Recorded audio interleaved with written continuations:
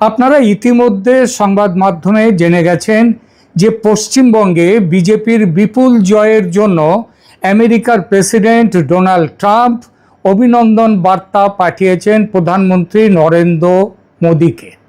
অস্বাভাবিক লাগছে না বিষয়টা? এমন অভিনন্দন ভারতের আর কোনো অঙ্গরাজ্যের নির্বাচনে কোনো মার্কিন প্রেসিডেন্ট পাঠিয়েছেন কি? আপনারা নিশ্চয়ই ভাবছেন এটা কি অস্বাভাবিক কূটনীতি নাকি বড় কোনো রাজনৈতিক বার্তা? এইসব প্রশ্ন নিয়ে আলোচনা করতে এই প্রতিবেদন। যদি কোনো বড় রাজনৈতিক বার্তা হয় বা অস্বাভাবিক কূটনীতি যেটাই হোক না কেন, এই সব প্রশ্ন নিয়ে আলোচনা করতে গেলে আমরা পুরো বিষয়টি অত্যন্ত পুঙ্খানুপুঙ্খভাবে দেখব। বিষয়টি অত্যন্ত গুরুত্বপূর্ণ, তাই অনুরোধ দয়া করে শেষ পর্যন্ত সঙ্গে থাকবেন এবং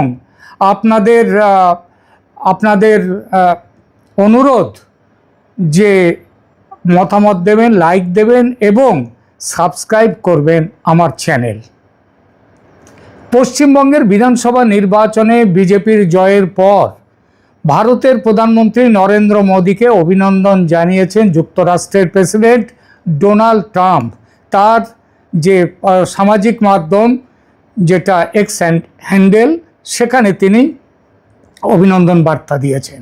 এই খবর সংবাদ মাধ্যমকেও দিয়েছেন হোয়াইট হাউসের মুখপাত্র কুশ দেশাই। এবং খবরটি সামনে আসার পর স্বাভাবিকভাবেই প্রশ্ন উঠেছে, একটি দেশের প্রেসিডেন্ট কেন আর এক দেশের একটি অঙ্গরাজ্যের নির্বাচনে ফল নিয়ে প্রকাশ্যে প্রতিক্রিয়া দেবেন?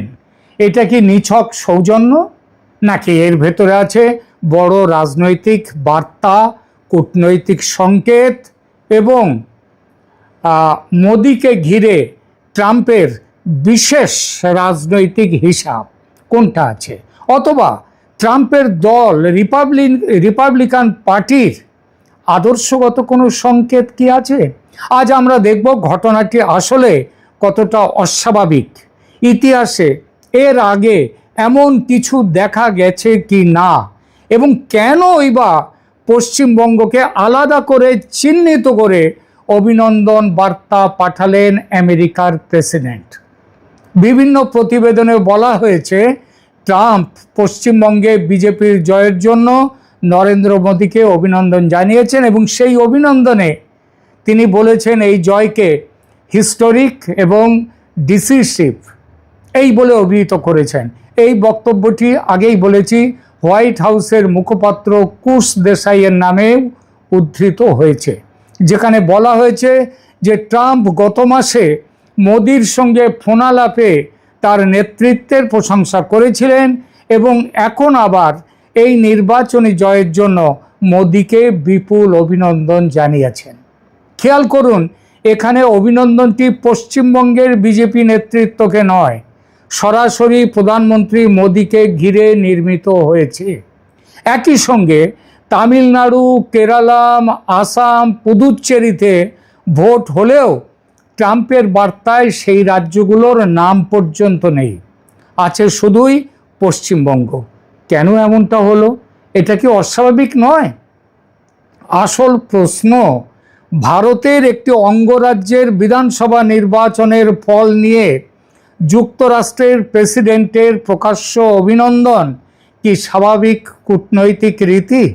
সংক্ষেপে উত্তর হলো না, এটি সাধারণ রুটিনের মধ্যে পড়ে না। মার্কিন প্রেসিডেন্টরা সাধারণত অন্য দেশের জাতীয় নির্বাচন, সরকার প্রধান নির্বাচন, রাষ্ট্রপ্রধান নির্বাচন বা বড় কোনো কূটনৈতিক মাইল ফলক নিয়ে প্রতিক্রিয়া জানান।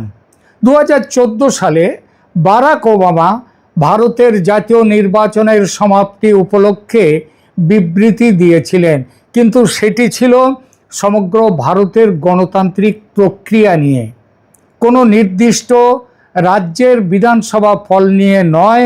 এমনকি তৎকালীন প্রধানমন্ত্রী যে ডক্টর মনমোহন সিং কিংবা ইউপিএ চেয়ারপারসন সোনিয়া গান্ধীকেও তিনি কোনো প্রতিক্রিয়া দেননি। সুতরাং একইভাবে 2021 সালে নরেন্দ্র মোদী আবার জো বাইডেনকে প্রেসিডেন্ট হিসেবে দায়িত্ব নেওয়ার জন্য অভিনন্দন জানিয়েছিলেন। আর 2024 সালে ট্রাম্পের পুনর্নির্বাচনের পরও মোদী তাকে শুভেচ্ছা জানান।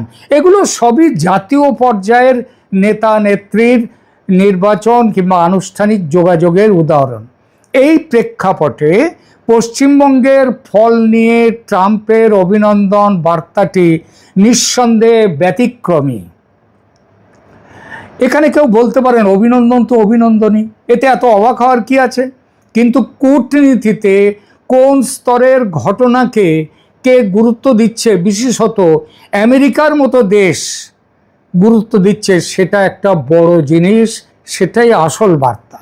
একটি বিদেশি শক্তি, তাও আবার আমেরিকার মতো দেশ, সে যদি কোনো দেশের কেন্দ্রীয় সরকারের বদলে বা কেন্দ্রীয় পরিসরের বাইরে গিয়ে একটি রাজ্য নির্বাচনের ফল আলাদা করে হাইলাইট করে, তাহলে সেটি নিছক সৌজন্যের থেকেও বেশি কিছু বোঝায়। দেখা যাক ইতিহাস কি বলে। ইতিহাসে এর আগে কি যুক্তরাষ্ট্রের পক্ষ থেকে ভারতের কোনো বিধানসভায় জয়ী পক্ষকে এমন অভিনন্দন বার্তা পাঠানো হয়েছে কি? আমি যে প্রতিবেদনগুলো দেখেছি, সেখানে পশ্চিমবঙ্গের এই ঘটনাকে ঘিরে বিস্তর কভারেজ আছে, কিন্তু আগের কোনো ভারতীয় রাজ্য বিধানসভা নির্বাচনে মার্কিন প্রেসিডেন্ট, সে যে কোনো প্রেসিডেন্ট, তার এরকম কোনো প্রকাশ্য অভিনন্দনের কোনো উদাহরণ নেই। ইতিহাসে কখনো হয়নি এমন ঘটনা। কারণ হোয়াইট হাউসের আর্কাইভ ও প্রচলিত কূটনৈতিক বিবৃতির ধরন দেখলে বোঝা যায় মার্কিন প্রতিক্রিয়া সাধারণত জাতীয় নির্বাচন, প্রধানমন্ত্রী, রাষ্ট্রপতি বা দ্বিপাক্ষিক সম্পর্কের উচ্চস্তরের ঘটনার দিকেই কেন্দ্রীভূত থাকে। এবার দেখা যাক সম্ভাব্য কারণ কি হতে পারে যে পশ্চিমবঙ্গের নির্বাচনের জন্য ট্রাম্প পাঠালেন তার অভিনন্দন বার্তা। কারণ একটা নয়, একাধিক। প্রথম সম্ভাব্য কারণ হলো পশ্চিমবঙ্গের ফলকে একটি বড় রাজনৈতিক মোড় হিসেবে দেখা যায়। বিভিন্ন প্রতিবেদনে আমেরিকায় এই জয়কে হিস্টোরিক, ডিসিসিভ, ল্যান্ডমার্ক এবং ব্রেক থ্রু ধরনের ভাষায় বর্ণনা করা হয়েছে। অর্থাৎ এটি কেবল আরেকটি রাজ্য জয়ের খবর নয়, এটিকে এমনভাবে উপস্থাপন করা হয়েছে মার্কিন দুনিয়ায় এবং সারা পাশ্চাত্য দুনিয়ায় যেন ভারতের জাতীয় রাজনীতির এক নতুন ক্ষমতার মানচিত্র তৈরি হয়েছে। পশ্চিমবঙ্গ দীর্ঘদিন ধরে প্রতীকীভাবে গুরুত্বপূর্ণ রাজ্য এবং সেখানে রাজনৈতিক ক্ষমতার পরিবর্তন ঘটলে তা স্বাভাবিকভাবেই দিল্লির রাজনীতির সঙ্গে জুড়ে যায়। কিন্তু এখন দেখা গেল শুধু দিল্লির রাজনীতি নয়, এটা ছাপ ফেলেছে সারা পশ্চিমী দুনিয়ার রাজনীতিতেও। দ্বিতীয় কারণ, সেটা হচ্ছে ট্রাম্প মোদির ব্যক্তিগত রাজনৈতিক সমীকরণ। প্রকাশিত বিবরণে দেখা যাচ্ছে বার্তাটি রাজ্য নেতৃত্বকে দেননি ট্রাম্প, তিনি দিয়েছেন সরাসরি মোদিকে। মোদির নেতৃত্বকে কেন্দ্র করে লেখা হয়েছে। এতে বোঝা যায় ট্রাম্প এই জয়কে বিজেপির একটি রাজ্য জয় হিসেবে নয়, মোদির নেতৃত্বের সাফল্য হিসেবে ফ্রেম করতে চেয়েছেন। এই ধরনের ভাষা দুই নেতার পারস্পরিক রাজনৈতিক সখ্যের ইঙ্গিত বহন করতে পারে এবং সেটা করছে। তৃতীয় কারণ, বার্তার লক্ষ্য শুধু ভারত নয়, আন্তর্জাতিক পর্যবেক্ষকরাও। একটি বড় রাজ্যে, পশ্চিমবঙ্গের মতো রাজ্যে বিজেপির সাফল্যকে সামনে এনে ট্রাম্প দেখাতে চাইছেন যে মোদি এখনো শক্তিশালী নন, শুধু তিনি আরও শক্তিশালী হয়েছেন, নির্বাচনীভাবে আরও কার্যকর এবং আন্তর্জাতিকভাবে তিনি আরও গ্রহণযোগ্য অংশীদার হয়েছেন। কূটনীতিতে অনেক বার্তাই একসঙ্গে একাধিক মানুষের উদ্দেশ্যে পাঠানো হয়। বন্ধু রাষ্ট্র, প্রতিদ্বন্দ্বী শক্তি, বিনিয়োগকারী মহল, এমনকি নিজের দেশের রাজনৈতিক শ্রোতাদের দিকেও। নিজের দেশের রাজনীতিকে লক্ষ্য করেও। এবং সর্বশেষ চতুর্থ কারণ, যে কারণটা এই উপমহাদেশের সঙ্গে জড়িয়ে আছে, এই নির্বাচনে পশ্চিমবঙ্গে ধর্মীয় মেরুকরণ যেভাবে হয়েছে ও যতটা প্রবলভাবে হয়েছে, সেটা ভারতের অন্য কোনো রাজ্যের নির্বাচনে কখনো হয়নি। এমনকি এর গুরুত্ব অসমের থেকেও বেশি। দেখুন, বিজেপি হিন্দুত্ববাদী দল, একথা সারা দেশ নয় সারা পৃথিবী জানে, কিন্তু একটি রাজ্যের মানুষ ধর্মীয় মেরুকরণের উপর নির্ভর করে ভোট দিচ্ছে, এটা কিন্তু ভারতেই প্রথম হলো। হিন্দুত্ববাদী দল বিজেপির পক্ষে ভোট দিয়েছে হিন্দুদের অন্তত ৮০ থেকে ৮৫% মানুষ। যে রাজ্যের দখল গত ৫০ বছরে কমিউনিস্ট ও তৃণমূল কংগ্রেসের শাসনে ইসলামী শক্তিকে প্রবল করেছে, সবল করেছে, সেই শক্তির এই ভয়ঙ্কর পরাজয় একটি রাজ্য শুধু নয়, সমস্ত পৃথিবী জুড়ে রাজনীতিবিদদের নজর কেড়েছে। এই নির্বাচনী ফলের পেছনে বাংলাদেশকেও একটি বার্তা দিলেন ট্রাম্প। মমতা ব্যানার্জি সরকারের বিরুদ্ধে বিজেপির অন্যতম বড় অভিযোগ ছিল বাংলাদেশের মৌলবাদী ও সন্ত্রাসী শক্তিকে সমর্থন করে একটি greater Islamic Republic of Bangladesh গঠনের ষড়যন্ত্রে মমতা লিপ্ত। এই অভিযোগ বিজেপির। মমতার খোলাখুলি ইসলামী উগ্রবাদকে মদদ দেয়া আন্তর্জাতিক দুনিয়ার নজরে এসেছে। বিজেপির জয় তাই বাংলাদেশের নরমপন্থী মৌলবাদী দল বিএনপি এবং উগ্রপন্থী মৌলবাদী দল জামাত ও তার সঙ্গী যে জঙ্গিরা আছে তাদের বার্তা দিল যে সাবধান। আমেরিকার সরকার পশ্চিমবঙ্গের বিজেপি সরকারকে ইসলামী উগ্রপন্থা দমনে যে ব্যবস্থাই তারা নেবে, পশ্চিমবঙ্গের বিজেপি সরকার তাকে সমর্থন করবে। পশ্চিমবঙ্গে বিজেপির এই বিপুল জয় ভারতের বাংলাদেশ নীতিকেও আরও শক্ত অবস্থানে নিয়ে যাবে।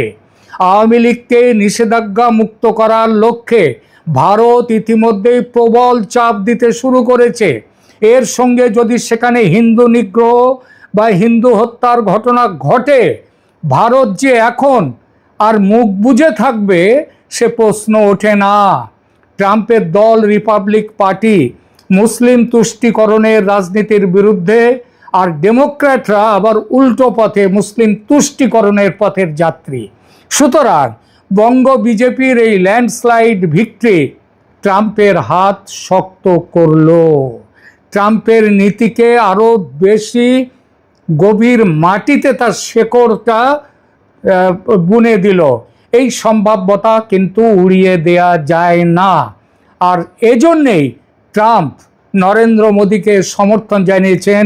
তিনি পুদুচ্চেরি, কেরালাম, তামিলনাড়ু, অসম কোনো জায়গার ভোট নিয়ে নরেন্দ্র মোদীকে অভিনন্দন পাঠাননি। অভিনন্দন পাঠিয়েছেন পশ্চিমবঙ্গের ভোট নিয়ে, ভোটে বিজেপির সাফল্য নিয়ে। এটা কিন্তু সহজ কোনো কথা নয়। এই কথা এটাই হচ্ছে জানা যাবে ভবিষ্যতে আগামী দিনে। বাংলাদেশের আইনজীবীরা দেশের বুদ্ধিজীবীদের সবচেয়ে বড় অংশ। এই ইন্টেলেকচুয়াল সোসাইটিকে সবার প্রয়োজন হয়। যখনই কেউ বিপদগ্রস্ত হয়, শেষ আশ্রয়স্থল তার বিচার আদালত। আর সেই বিচার আদালতে ন্যায় বিচার এনে দিতে সবচেয়ে গুরুত্বপূর্ণ ভূমিকা পালন করেন আদালতে যাদেরকে কোর্ট অফিসার বলা হয়, আইনজীবীরা। এই আইনজীবীদের নিজেদের কল্যাণ, মঙ্গল তথা ওয়েলফেয়ারের জন্যই কিন্তু আইনজীবী সমিতি সমূহ। চৌকিবার সহ প্রায় ৭৬টি আইনজীবী সমিতি রয়েছে বাংলাদেশে। এর নিয়ন্ত্রণকারী কর্তৃপক্ষ বাংলাদেশ বার কাউন্সিল। আমার সৌভাগ্য হয়েছে সুপ্রিম কোর্ট আইনজীবী সমিতির সদস্যদের ভোটে নির্বাচিত হওয়া, সমগ্র বাংলাদেশের আইনজীবীদের ভোটে বার কাউন্সিলের ২ বার সদস্য নির্বাচিত হওয়া। ফলে আইন অঙ্গনের সঙ্গে আমার সম্পৃক্ততা আত্মার সঙ্গে সম্পৃক্ত। আমি একটি সরকারি দায়িত্ব পালনের সুযোগ পেয়ে বাংলাদেশের আইনজীবীদের সর্বোচ্চ প্রতিষ্ঠান বার কাউন্সিলের সৌন্দর্যমণ্ডিত এশিয়ার মধ্যে সবচেয়ে বৃহৎ বার কাউন্সিল ভবন নির্মাণে ভূমিকা রাখতে পেরেছি। সুপ্রিম কোর্ট আইনজীবী সমিতির সৌন্দর্য বর্ধনে সংস্কারে ভূমিকা রাখতে পেরেছি। আমি নিজে গৌরবান্বিত বোধ করি। একইভাবে আইনজীবীদের সুখ দুঃখের সঙ্গে নিজেকে সবসময় সম্পৃক্ত মনে হয়। সে কারণেই আজ আমার এই কথা বলা। চট্টগ্রাম আইনজীবী সমিতির ১৩৩ বছর ইতিহাসে যা ঘটেনি তেমন ঘটনা ঘটল এক পক্ষকে নির্বাচনে প্রতিদ্বন্দ্বিতা করার নির্ধারিত ফর্ম নিতে দেওয়া হলো না। একই ঘটনা ঢাকা আইনজীবী সমিতির ক্ষেত্রে ঘটল। একই ঘটনা বাংলাদেশের আরও কিছু আইনজীবী সমিতির নির্বাচনে ঘটেছে।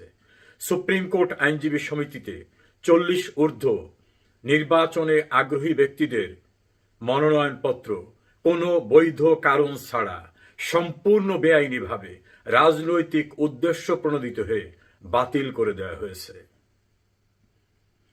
বাংলাদেশ নামক ভূখণ্ডের সকল অতীতের ইতিহাসে এমন ঘটনা কোনোদিন ঘটেনি। ১৯৪৮ সনের হাইকোর্ট বার অ্যাসোসিয়েশন, ১৯৭২ সনের সুপ্রিম কোর্ট আইনজীবী সমিতির এই দীর্ঘ ধারাবাহিকতায় কোনোদিন এমন ঘটনা ঘটেনি। আওয়ামী লীগ দুর্দণ্ড ক্ষমতায় থাকা অবস্থায় বিএনপির রাজনীতির সঙ্গে জড়িতরা এই সকল বারসমূহের কর্মকর্তা নির্বাচিত হয়েছেন। বিএনপি ক্ষমতায় থাকা অবস্থায় আওয়ামী লীগ রাজনীতির সঙ্গে জড়িতরা এই সকল বার কাউন্সিলে নির্বাচিত হয়েছেন। এমনকি স্বৈরাচার এরশাদ সরকার আমলে এমন ঘটনা হয়েছে। দুইটি বড় বড় রাজনৈতিক দলের বিরোধী অবস্থানকে ঐক্যবদ্ধ করতে আইনজীবী সমন্বয় পরিষদের প্রধান শামসুল হক চৌধুরীর নেতৃত্বে এই আইনজীবী সমিতি নেতৃত্ব দিয়েছিল। এই আইনজীবী সমিতির সদস্যরা বারবার দেশের রাষ্ট্রপতি হয়েছেন, প্রধান বিচারপতি হয়েছেন, স্পিকার হয়েছেন, মন্ত্রী হয়েছেন, অ্যাম্বাসেডর হয়েছেন, অত্যন্ত গুরুত্বপূর্ণ বিভিন্ন পদে তারা আসীন হয়েছেন। এমন প্রতিষ্ঠানের সদস্যদের ভোটাধিকার, প্রতিদ্বন্দ্বিতা করার অধিকার কেড়ে নেওয়ার যে নগ্নতা দৃশ্যমান, এটা কোনোভাবেই কল্যাণ বয়ে আনবে না। আমি আবেদন করব এই পরিস্থিতির অবসান ঘটানো হোক। যারা বৈধভাবে আমাদের নির্বাচনী নিয়ম অনুসারে প্রার্থী হওয়ার উপযুক্ত, তাদের প্রার্থিতা অবশ্যই বাতিলের সিদ্ধান্তকে প্রত্যাহার করতে হবে, তাদের নির্বাচন করতে দিতে হবে। আইনজীবীরা তাদের পছন্দ অনুযায়ী প্রতিনিধি নির্বাচন করবেন। একটা আইনজীবী সমিতির নেতৃত্ব সরকার পতন ঘটায় না। আওয়ামী লীগ আমলে দীর্ঘদিন বিএনপির গুরুত্বপূর্ণ ব্যক্তিরা আইনজীবী সমিতিতে নেতৃত্ব দিলেও সরকারের কিছু হয়নি। বিএনপি জাতীয় পার্টি আমলে আওয়ামী লীগের নেতৃবৃন্দ এই সকল সমিতি এবং বার কাউন্সিলে নেতৃত্ব দিয়েছে। এটা নিতান্তই আইনজীবীদের ওয়েলফেয়ার অর্গানাইজেশন, বিচার ব্যবস্থার সঙ্গে সমন্বয় করার জন্য একটা প্ল্যাটফর্ম। এই নগ্ন সিদ্ধান্ত প্রত্যাহার করুন। চট্টগ্রাম আইনজীবী সমিতি, সুপ্রিম কোর্ট আইনজীবী সমিতি সহ যেখানে এখনো নির্বাচন হয়নি, সেখানে সকলকে বৈধ প্রার্থী হওয়ার উপযুক্ত ব্যক্তিদের নির্বাচন করার সুযোগ দিন। এ আবেদন আমি সংশ্লিষ্ট ইলেকশন সাব কমিটি, নির্বাচনের সঙ্গে সম্পৃক্ত যারা বর্তমানে বিভিন্ন সমিতির দায়িত্বে আছেন তাদের কাছে, একইভাবে বাংলাদেশ বার কাউন্সিলে উন্মুক্ত করে সকলকে নির্বাচন করার সুযোগ দেওয়া হোক। অন্যথায় এই কৃতকর্ম একটি আন্দোলনে পরিণত হবে, যে আন্দোলন কিন্তু বিষ বাষ্পের মতো ছড়িয়ে পড়বে। আইনজীবীরা, বুদ্ধিজীবীরা তাদের অধিকার, তাদের গণতান্ত্রিক অধিকার এক্সারসাইজ করতে পারবে না। এটা কিন্তু তারা কোনো দিন মেনে নেয় না। এই ক্ষতি কিন্তু সরকারে যারা আছেন এবং এর সঙ্গে যারা জড়িত তাদের কিন্তু এর কনসিকুয়েন্স অবশ্যই ভোগ করতে হবে।